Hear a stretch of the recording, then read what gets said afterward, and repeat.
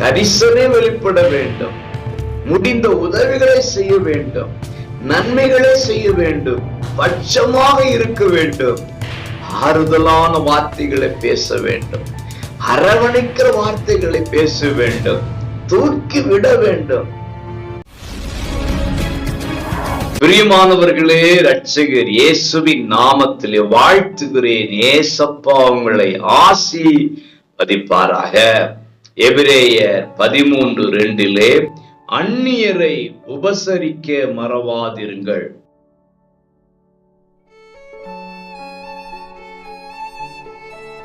பிரியமானவர்களே, இன்றைக்கு நாம் காண்கிற உலகம் சுயநலம் நிறைந்த உலகமாக இருக்கிறது.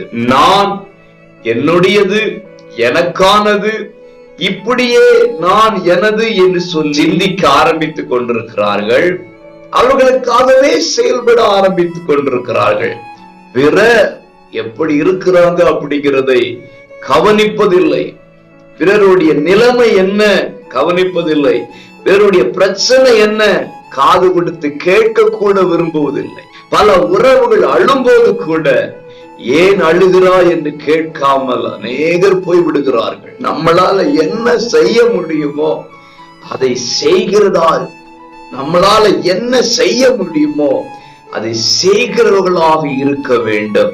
உபசரிப்பு என்பது குறைந்து கொண்டிருக்கிற இந்த காலத்தில் இயேசுவை கொண்டிருக்கிற நாம் பிறரை உபசரிப்போம். அப்படிப்பட்ட குணாதிசயத்தினால் நிரப்பப்படும் பொழுது நம்மையும் ஆண்டவர் விசாரிப்பார், உபசரிப்பார், ஆறுதலாக ஆதரவாக இருப்பார்.